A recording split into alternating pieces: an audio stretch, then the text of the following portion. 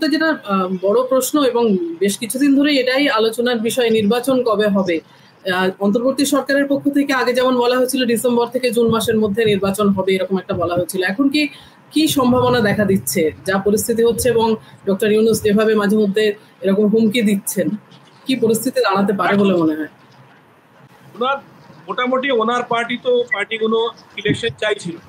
একজন তো এত বলেছিল যে ভগবান ইউনূস সাহেবকে মরতে পাঠিয়েছে বাংলাদেশকে লিড করার জন্য, তাকে আমাদের ডিস্টার্ব করা উচিত না, এতটাও বলেছিলেন।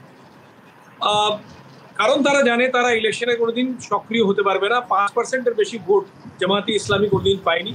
কিছু আরো ছোট ছোট স্প্লিন্টার ইসলামিস্ট গ্রুপ, হেফাজতে ইসলাম যদি সাথেও যায় তাহলে পরেও 8-এর বেশি যাবে না, এনসিপিরও তার বেশি যাবে।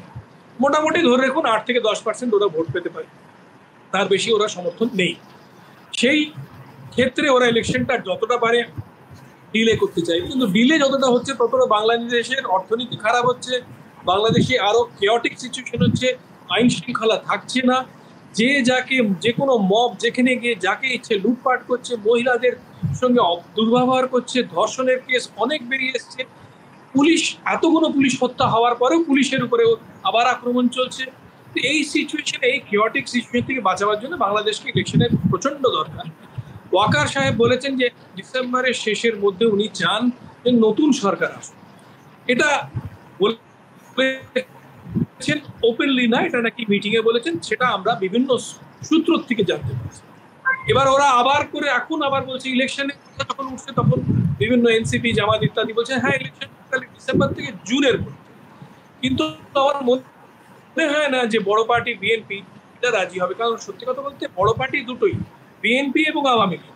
মোটামুটি বাংলাদেশের আপনি যদি সমীক্ষণ করেন দেখবেন যে 30% ভোট বিএনপি পায়, আওয়ামী লীগ 30% কোর ভোট পায়। এই দুটোর কোর ভোট মোটামুটি আপনি যদি ধরে নিন 7.5-8% ইসলামিস্ট পার্টি অন্য ছোটরা পার্টিরা পাচ্ছে, 10%-ই ধরে নিলাম, তাহলে পরেও আপনার 30% ভোটার্স আছে যারা আনডিসাইডেড, তারা যেদিকে সুইং করে সেই হিসেবে ইলেকশনটা যেতে বা হারে। তো এই দুটো যে বড় পাওয়ার যাকে বলবেন বিএনপি এবং আওয়ামী, তারা ন্যাচারালি চাইবে না যে এত দেরি হোক। আওয়ামী তবুও চাইতে পারে যে ইলেকশন দেরি হোক যদি তাদের ইলেকশন লড়তে, কারণ তাদের এখন সংগঠন খুব একটা ভালো অবস্থায় নেই, সংগঠনটা ভেঙে পড়েছে, অনেক লোক পালিয়ে এসছে, অনেক লোক লুকিয়ে আছে। কিন্তু বিএনপির সংগঠন ইনট্যাক্ট আছে, হয়তো কিছুটা উইকেন্ড হয়েছে কিন্তু তবুও ইনট্যাক্ট আছে। স্ট্রিট পাওয়ার না থাকলেও বিএনপির যথেষ্ট সংগঠন আছে, তারা দেখিয়েও দিয়েছে, দুদিন আগেও তারা র্যালি করে বুঝিয়ে দিয়েছে তাদের সংগঠনটা আছে।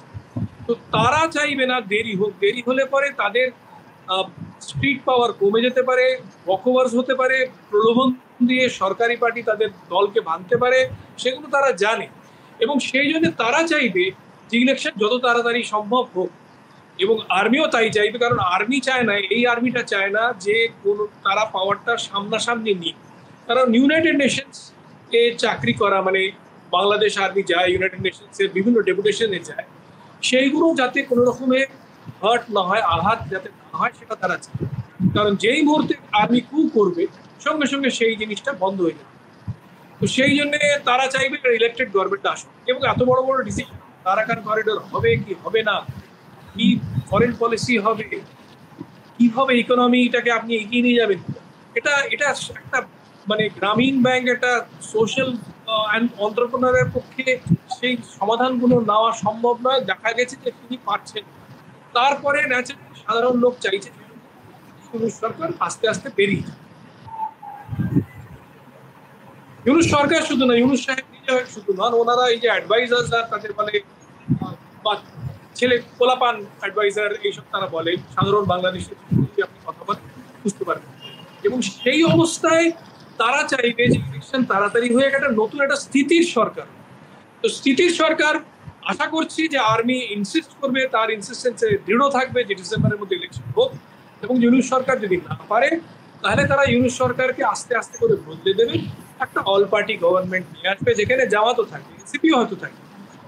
আবার ইউনূস সরকার প্রমাণ করার চেষ্টা করেছে যে নতুন নবগত এনসিপি একটা মেজর পার্টি, কারণ প্রথম দিন তারা 3টে পার্টিকে ডেকেছিল, বিএনপি, জামাত এবং এনসিপি। সত্যি কথা বলতে এদের মধ্যে মেজর পার্টি একটাই, সেটা হচ্ছে বিএনপি।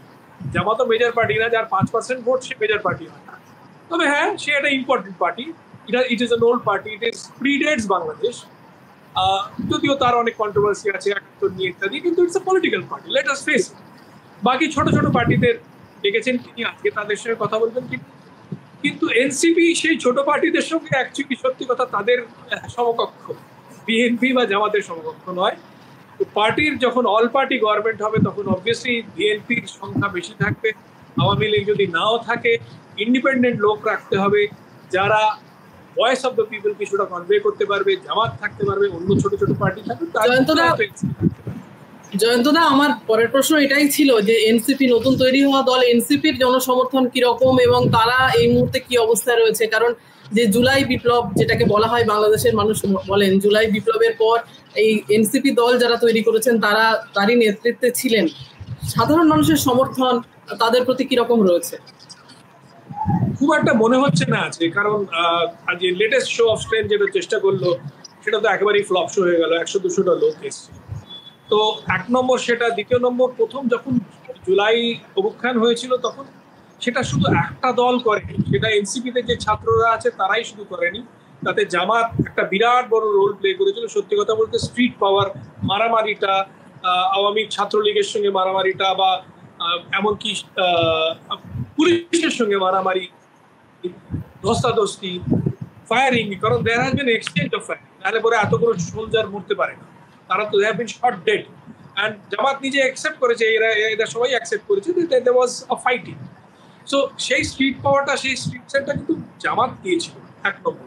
দ্বিতীয় নম্বর অন্য যারা দিয়েছিল তারা হচ্ছে লেফটিস্ট, তারা এখন ডিসহার্টেড, তারা এখন ডিলিউশনাইজ, তারা বলছে যে না এই সরকার যেটা এসছে this is not what we wanted.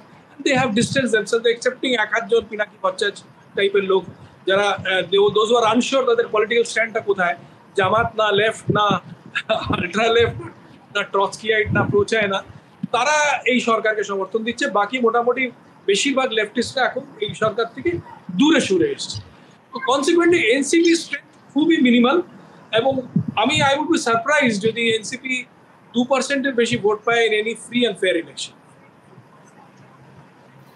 জয়ন্তদা, আমার শেষ প্রশ্ন, বাংলাদেশের এই অস্থিরতা প্রতিবেশী দেশ হিসেবে ভারতের কতটা মাথা ব্যথার কারণ? এবং বাংলাদেশের পক্ষ থেকে একটা কথা বলা হয়, তাদের এই অস্থিরতার পেছনে নাকি ভারতের উস্কানি রয়েছে, এরকম একটা মন্তব্য তাদের মিডিয়ায় সর্বত্র উঠে আসছে। দেখুন, যদি কালকে বৃষ্টি হয় বাংলাদেশে তাহলে বলবে ভারতবর্ষ বৃষ্টি, কিছু লোক আছে যারা এইটুকু বলে। আমরাও এককালে বলতাম যদি আমাদের এখানে বর্ষা হতো, খরা হতো, বলতাম সিআইএ করিয়েছে। বাংলাদেশ সেই স্টেজ দিয়ে যাচ্ছে, সেখানেও কিছু লোক আছে তারা বলে সবকিছু ভারতবর্ষ করেছে। ভারতবর্ষ দায় কেড়েছে করাতে।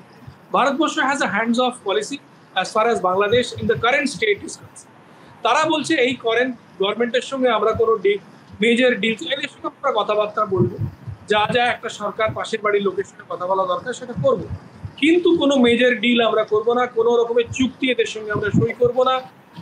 ইলেকটেড গভর্নমেন্ট না আসা অবধি কোনো চুক্তি সই হবে না, কোনো পুরনো চুক্তিকে রিনিউ করতে হবে না। এটা they are very clear about this. In fact Narendra Modi Yunus সাহেবের সঙ্গে অনেকবার ইউনূস সাহেব দেখা করতে চেয়েছেন, দেখা করতে রাজি হননি। আলটিমেটলি ব্যাংককে হোস্ট গভর্নমেন্ট যখন বলেছে যে না এরা তো আফটারঅল চেয়ারম্যানশিপ নিচ্ছে, এই পদকের সঙ্গে একবার দেখা করছে। সেটা খুবই বলতে পারেন যে একটা কোল্ড মিটিং ছিল, তাতে কোনো সুফলা হয়নি কোনো তরফে। তো consequently Bharatvarsha has a hands off move, এ না যে ইউনূস সরকারকে আমরা এক ঘরে করব, আর্মিকে আমরা এই করব না। ভারতবর্ষ চায় যে কোনো রকমের আর্মি রুল কোথাও হোক তাদের আশেপাশে, কারণ তারা দেখেছে যে আর্মি রুল হলে পরে তাতে ভারতবর্ষের কোনোটা লাভ। কিন্তু ভারতের যেটা বড় ভয় সেটা হচ্ছে এই, এবং সেটার জন্য ভারতবর্ষ দরকার পড়লে যা স্টেপ নিতে হয়তো পারে, এটা হচ্ছে যে ইউনূস সরকার প্রত্যেকটা জঙ্গিকে, যারা জঙ্গি ছিলেন, যারা এস্টাবলিশ টেররিস্ট যে গ্রুপসগুলো, আনসারুল বাংলা, হিজবুত তাহরির, যেগুলোকে ইউএন ডেজিগনেটেড টেরর গ্রুপস, তাদেরকে ছেড়ে দিয়েছে, তাদের লোকেদেরকে ছেড়ে দিয়েছে, এবং তারা এখন ঘোরাফেরা করছে। তারা এখন বলতে পারেন তারা একরকমভাবে নিজেদের রিগ্রুপিং করছে, এবং তারা যে কোনো সময় বাংলাদেশে বা ভারতবর্ষে স্ট্রাইক করতে পারে। সেইটা নিয়ে ভারতবর্ষ সবসময় চিন্তিত থাকছে এবং থাকবে। পাকিস্তান অতটা স্ট্রেংথ নেই যে কোনো সরকার, ইউনূস সরকার হয়তো চেয়েও ছিল পাকিস্তানের সঙ্গে বন্ধুত্ব করার, কিন্তু পাকিস্তানের অতটা স্ট্রেংথ নেই যে বাংলাদেশের ইউনূস সরকারকে তারা সাহায্য দেবে বা তারা এখানে এসে কিছু করবে, কারণ তারা নিজেরা নিপীড়িত। তাদের দেশের মধ্যে একদিক একদিকে বালুচিস্তানে রেবেলিয়ন চলছে, অন্যদিকে পাখতুনখোয়ারা রেবেলিয়ন চালাচ্ছে, অন্যদিকে গিলগিট দাগেস্তানে রেবেলিয়ন চলছে। Consequently they are not in a good shape. They do not have the funds nor the ability to help Bangladesh. একটা ছোট স্ট্রাইক ভারতবর্ষ সেটা করেছিল পাহেলগামের রিটালিয়েশনে, সেটা পাকিস্তানের যে 11খানা এয়ারবেস ধ্বংস হয়ে গেছে, সেটাতে পাকিস্তানের যথেষ্ট ক্ষয়ক্ষতি হয়েছে, মিলিটারিলি ক্ষয়ক্ষতি হয়েছে, ইকোনমিক্যালি তো আরো ক্ষয়ক্ষতি হয়েছে। ওদের টাকা, ওদের যে রুপিস ভ্যালু সেটা ভীষণভাবে পড়ে গেছে, অত্যন্ত পড়ে গেছে। ওদের কাছে কোনো এফডিআই নেই। যে IMF যে ঋণটা দিয়েছে, দিতে রাজি হয়েছে, তার সঙ্গে আরো 24খানা নতুন রাইডার দিয়ে দিয়েছে, যে রাইডার কোনো পূর্ণ করা প্রচন্ড মুশকিল। সেই জন্য এই $1 বিলিয়ন ডলার আদৌ আসবে কিনা সেটা নিয়ে Pakistan is on the verge of failure. তারা সাহায্য করতে পারবে না। সেই জন্য এই কথাগুলো বলা যে ভারত করছে, ভারত করাচ্ছে, Pakistan Bharatvarsha are not the players in Bangladesh. আজকে বাংলাদেশের প্লেয়ার্স হচ্ছে বাংলাদেশের নিজের লোক, আর অন্যদিকে USA আর চায়নার থেকে বাংলাদেশ কিছু কিছু লোকেরা প্রেরিত হচ্ছে, সেটা আমরা সবাই জানি। এখন বাকি বাংলাদেশ কি করবে, বাংলাদেশের লোকেরা ঠিক, আমরা তো করতে পারবো।